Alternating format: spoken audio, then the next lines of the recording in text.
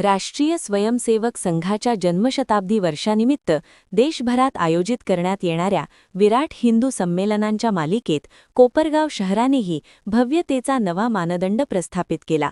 हिंदू एकता, सामाजिक समरसता आणि पंचपरिवर्तनचा संदेश देणारे हे संमेलन विश्वरत्न डॉ. बाबासाहेब आंबेडकर मैदानावर मोठ्या उत्साहात पार पडले.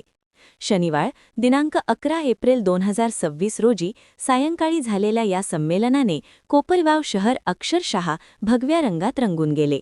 नियोजनबद्ध आयोजन, शिस्तबद्ध व्यवस्थापन आणि नागरिकांचा उत्स्फूर्त सहभाग यामुळे संपूर्ण कार्यक्रम भव्यतेच्या शिखरावर पोहोचला.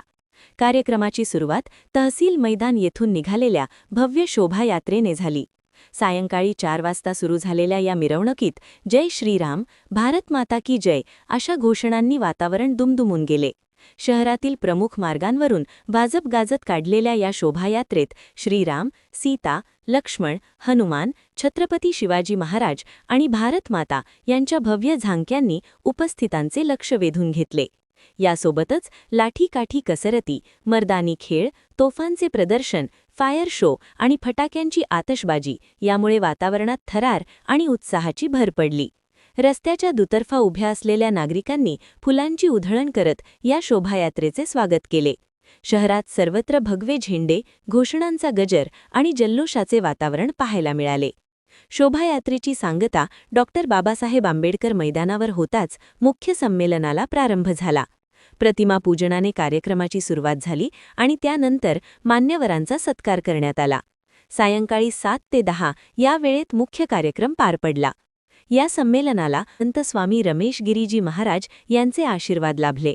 तसेच 108 महंत राहुल मुनी महाराज, संत श्री परमानंद महाराज, राघवेश्वरानंद गिरीजी महाराज आणि महंत महेश गिरीजी महाराज यांची उपस्थिती लाभली.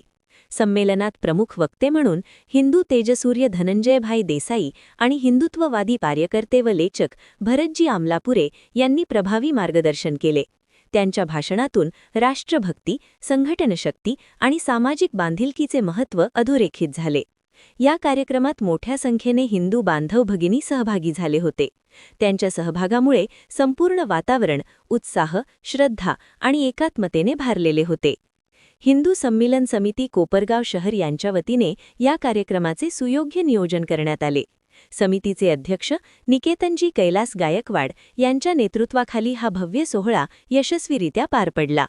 एकंदरीत विराट हिंदू संमेलन हे केवळ एक आयोजन न राहता कोपरगावातील हिंदू समाजाच्या एकजुटीचे, सांस्कृतिक अभिमानाचे आणि सामूहिक शक्तीचे प्रभावी दर्शन ठरले. कोपरगाव एक्सप्रेस न्यूजसाठी सुनील ससाणे. हे हिंदू संमेलन विराट असं आयोजित करीत असताना आपल्याला जागृत करण्याचं हा संदेश संकेत आत्ताच जागरण जागृती चा संदेश संकेत आत्ताच आयोजकांनी दिलेलाच आहे. म्हणून ही वैदिक परंपरा, सनातन परंपरा यामध्ये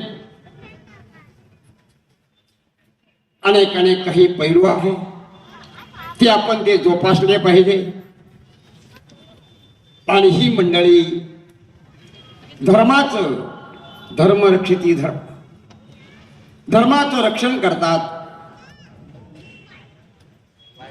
सर्वच मंडळी, त्यातला विश्व हिंदू परिषदेचे सर्व सदस्य आपला प्रपंचातील बराचसा समय वेळ या धर्म जागृती करता देतात. त्यांनाही धन्यवाद, त्यांच्याबद्दल सद्भाव व्यक्त करतो. आपणही आपल्याला आता सर्व काही संदेश संकेत सहयोगाने दिलेलाच आहे.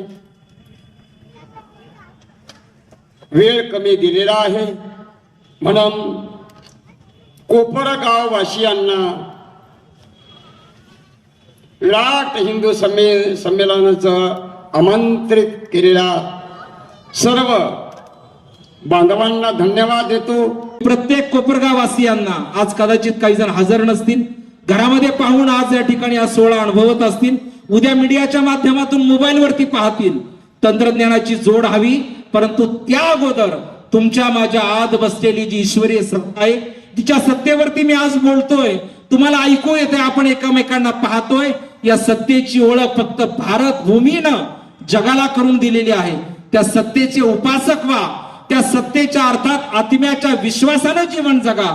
ज्या दिवशी आत्मसत्तेचा आधार घेऊन आत्मविश्वासानं जीवन जगाल, तीच आत्मसत्ता त्या आत्मविश्वासानं आत्मनिर्भर अशा राष्ट्राची निर्मिती करू शकेल.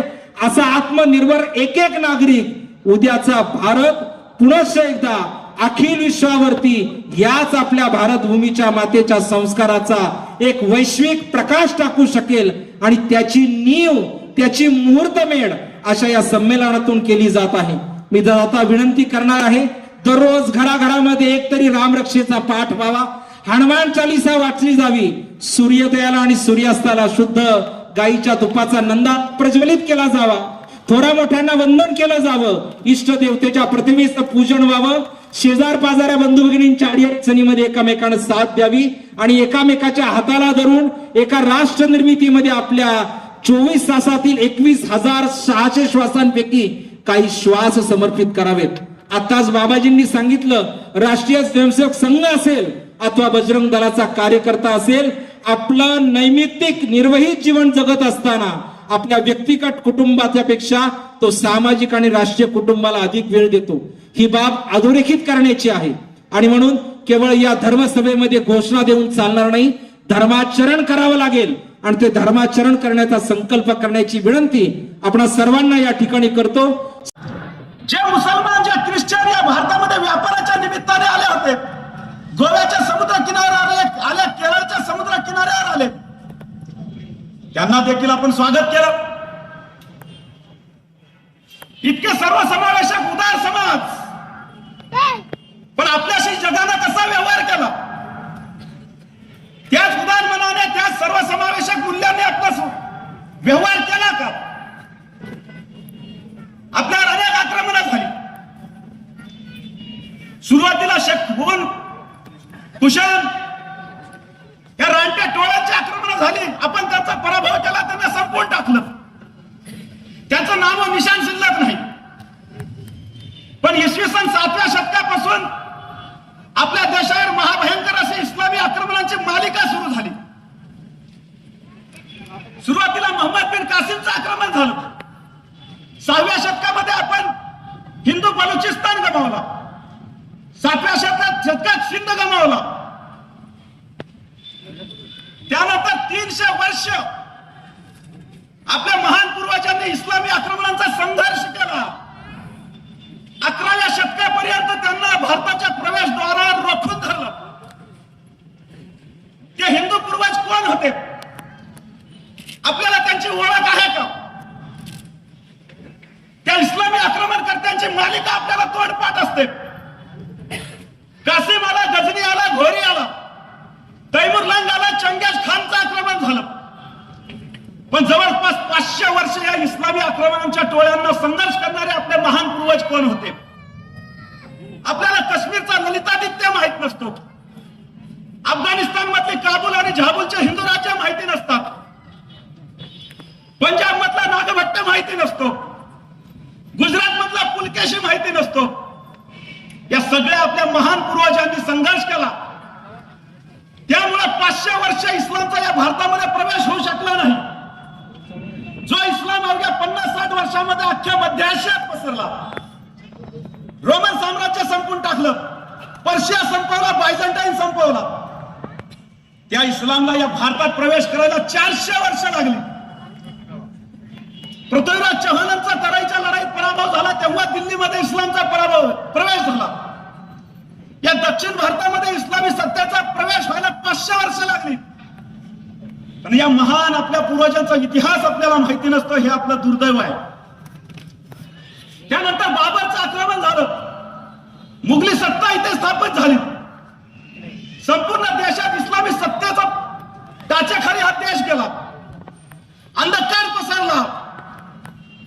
त्या काळामध्ये जर एका तेजस्वी महापुरुषाचा जन्म झाला नसता आणि त्यांनी स्वराज्य उभं केलं नसतं, तर आज हा संपूर्ण हिंदुस्थान दारुल इस्लाम बनला असता. जर छत्रपती शिवाजी महाराज झाले नसते तर हिंदुस्थानात दारुल इस्लाम झाला असता. त्याच्या पूर्वी 500 वर्ष जे आपल्या पूर्वजांनी संघर्ष केला होता तो सगळा व्यर्थ गेला असता. त्यामुळे छत्रपती शिवाजी महाराज हे आपल्या भारताच्या खऱ्या अर्थानं राष्ट्रपुरुष राष्ट्रपिता आहेत. भारत भाग्य विधाता आहेत. हे त्यांचं स्थान आपण लक्षात घेण्याची गरज आहे. आपल्याला वाटेल मी इतिहास कशाला सांगतोय. जो समाज इतिहास विसरतो त्याचं वर्तमान हे सुरक्षित राहू शकत नाही, भविष्यही उज्ज्वल राहू शकत नाही. आपली ही जी राष्ट्रीय ओळख आहे ती इतिहासानेच निर्माण केलेली असते. आपली जीवनमूल्य आणि आपले आदर्श कोण आहेत, त्या आदर्शांसाठी बलिदान देणारे आपले महापुरुष कोण आहेत, ह्याचं भान आपल्याला असणं गरजेचं आहे. इतिहास केवळ इतिहासात नाही, तो ऐतिहासिक संघर्ष आजही चालू आहे. त्या औरंगजेबाला, त्या टिपूला आपले बाप म्हणणारे औलादी आजही या हिंदुस्थानामध्ये आहेत. त्यामुळे तुमचं त्यांचं आणि आमचं एकत्र कसं काय होऊ शकतं. कोण होता औरंगजेब, कोण होता टिपू सुलतान, त्यांनी काय केलं ह्या राष्ट्रासाठी, त्यांचा आदर्श या देशासाठी काय असू शकतो. आपल्या देशावर झालेली इस्लामी आक्रमण त्यांचं स्वरूप काय होतं. ते काय केवळ सत्ता गाजवण्यासाठी आले होते, केवळ संपत्तीच्या लुटीसाठी आले होते का. आजकाल अनेक तथाकथित सेक्युलर पुरोगामी म्हणवणारे आहेत.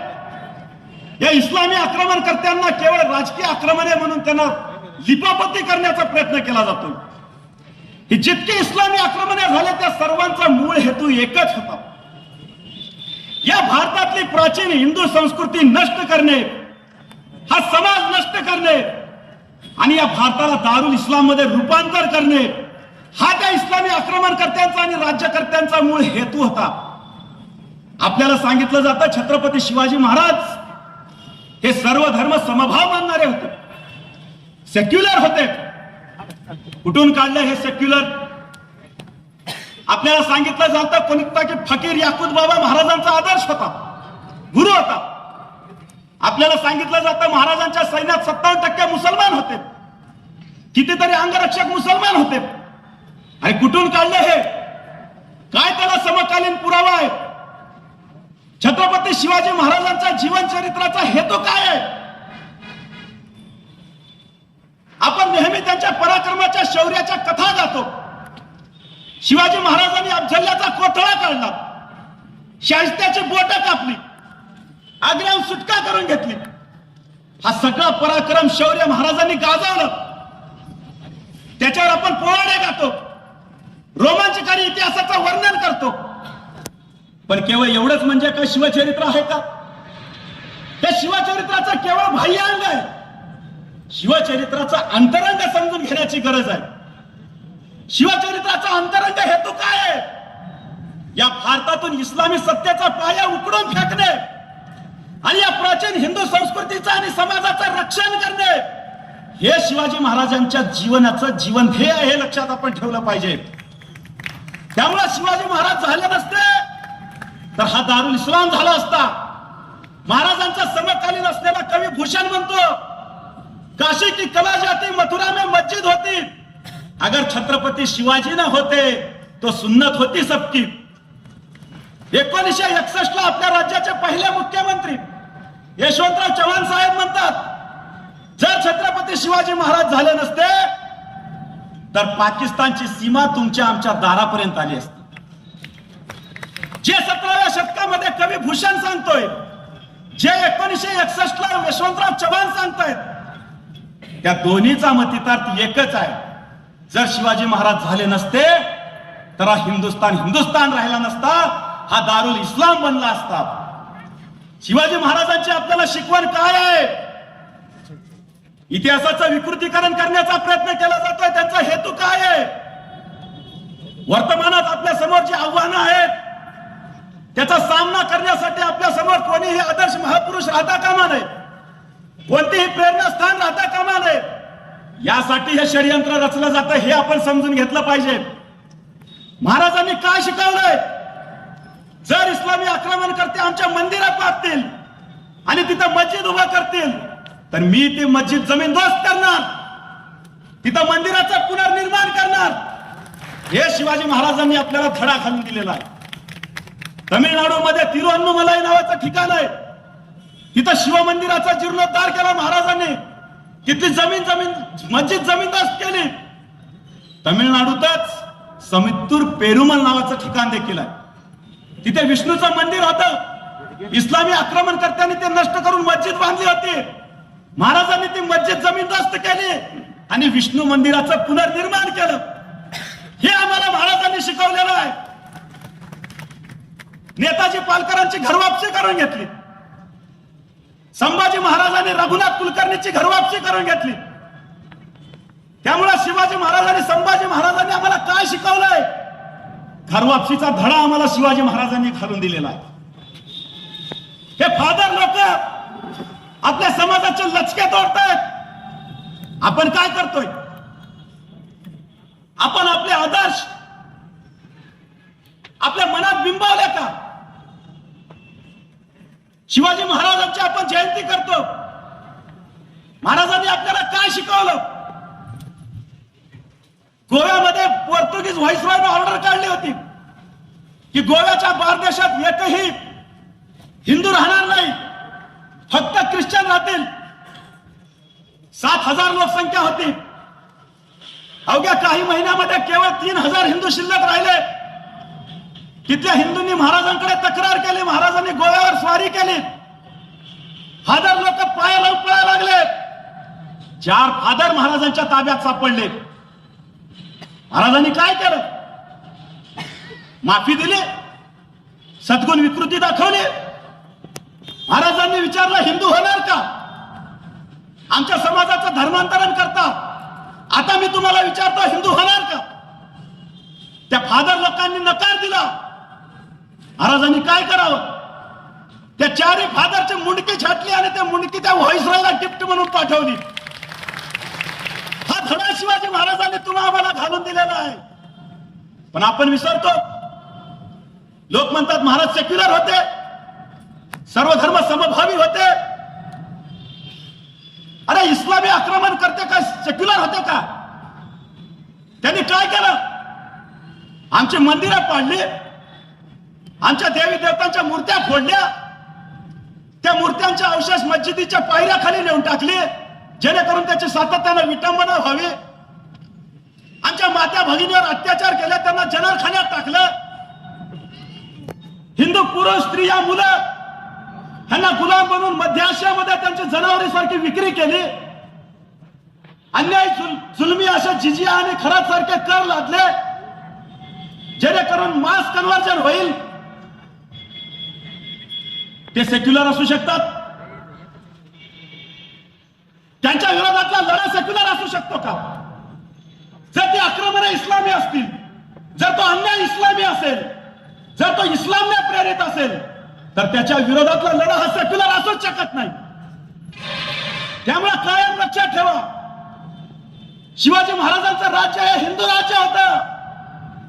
ते हिंदू समाज आणि संस्कृतीच्या रक्षणासाठीचं हिंदवी स्वराज्य होतं. हे पक्का लक्षात ठेवा, भ्रमित होऊ नका. मनिष्ठ श्रोते, शुद्ध बीजापोटी फळ रसाळ गोमटे, ज्यांचं आईचा गर्भ पवित्र आहे, पितृदेवतांच्या रक्ताचं पावित्र्य समर्थ आहे, छत्रपती शिवप्रभूंनी शिवलिंगावर घेतलेली स्वतःच्या रक्ताचा अभिषेक, तो संकल्प ज्यांच्या हृदयात जागा आहे आणि तो सिद्धीस नेण्यासाठी तो प्रत्येक जण बांधील आहे, अशा पवित्र कुळाच्या आपण सर्व श्रोत्यांना मी धन्यवाद देतो. कारण तुमचं आमचं नातं गोत्र कुळाच्या, जाती वर्णाच्या, भाषा प्रांताच्या, पंथाच्या, राजकीय पत्रावळ्यांच्या, भिक्यांच्या पलीकडचं आहे. छत्रपती शिवप्रभूंनी शिवलिंगावर घेतलेल्या स्वतःच्या रक्ताच्या अभिषेकाशी आहे.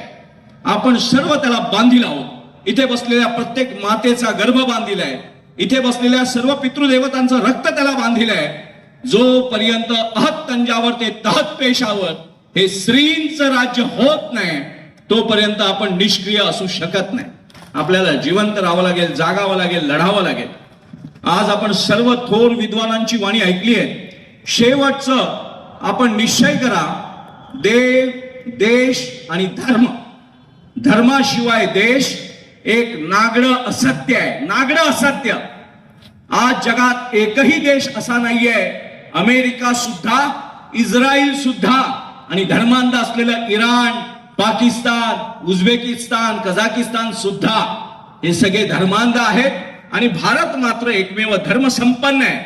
दुसऱ्याला कुणाला उपद्रव न देणं, दुसऱ्याच्या साधनेमध्ये बाधा न आणणं, दुसऱ्याच्या स्त्रीला आपली रखेल न समजणं, परस्त्री माते समान असा मानणारा वर्ग, निरुपद्रवी वर्ग केवळ ह्या भारतामध्ये स्वतःचं राजकीय, सामाजिक, आर्थिक, आध्यात्मिक स्वतःचं आचरण शुद्ध ठेवून कधीही कुणाचं अतिक्रमण न करणारा, कुणावर बलात्काराची परवानगी न देणारा, कुठच्याही एका प्रेषिताकडून किंवा थोतांड मानलेल्या ईश्वरी पुत्राकडून जन्माला न आलेला, अनंत ऋषीमुनींच्या अनंत हरिकथा अनंता असा अनंत ऋषींच्या ऋषी परंपरेच्या शुद्ध चिंतनातून पवित्र तावून सुलाखून निघालेला 18 पगार जातीचा 12 बलुतेदारांचा नाना विविध अंगांनी नटलेला पण परोपकारी असलेला, परपीडा पाप मानणारा हा भारतीय समाज आहे.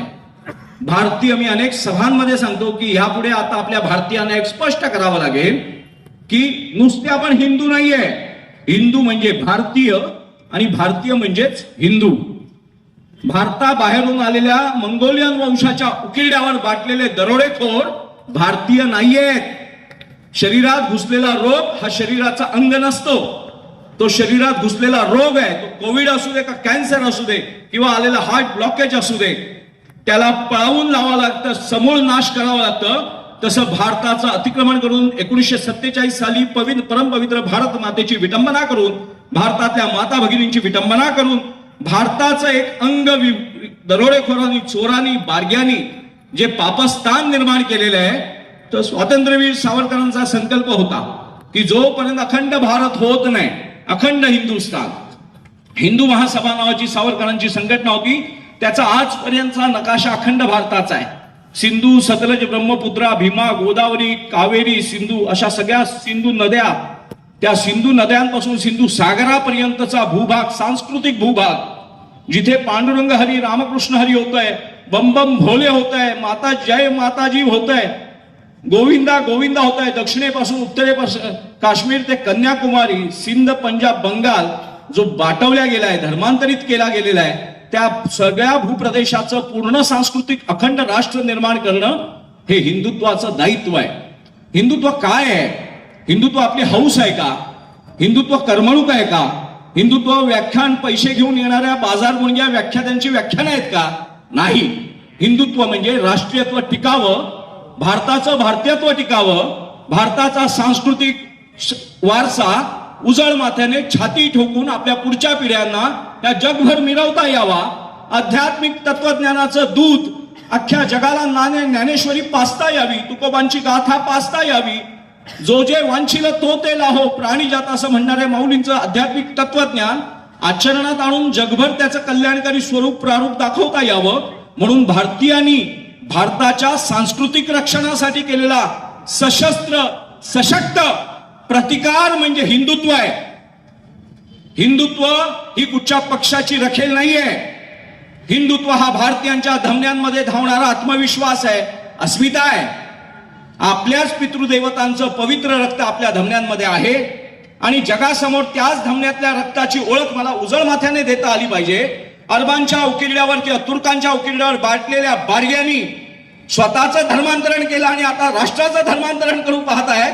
ही विडंबना मोडून काढायची असेल तर यापुढे भारताला एकच पर्याय आहे, एकच औषध आहे. जसं लक्ष्मणाला मूर्छित अवस्थेतून बाहेर काढण्यासाठी संजीवनी हा एकच पर्याय होता आणि बजरंगबली पर्वतच घेऊन आले, तसं भारताचं भारतीयत्व टिकवण्यासाठी जगात एकच पर्याय आहे. भगवान बुद्धाचं बुद्धत्व टिकवण्यासाठी, जैनांची सर्व तीर्थ टिकवण्यासाठी, शीखांचं सुवर्ण मंदिर आणि नानकाना साहेब टिकवण्यासाठी, वारकऱ्यांची पंढरपूर, 4 धाम 12 ज्योतिर्लिंग जगवण्यासाठी एकच ह्या भारतापुढे पर्याय उरलाय, तो म्हणजे हिंदुत्वाचा. हिंदुत्व ही आपली आवड नाही आहे, हिंदुत्व ही आपली विवशता आहे, नाईलाज आहे. घरात घुसलेल्या चोराला, दरोडेखोराला प्रतिकार करण्यासाठी भूमिपुत्रांनी केलेला उठाव म्हणजे हिंदुत्व आहे.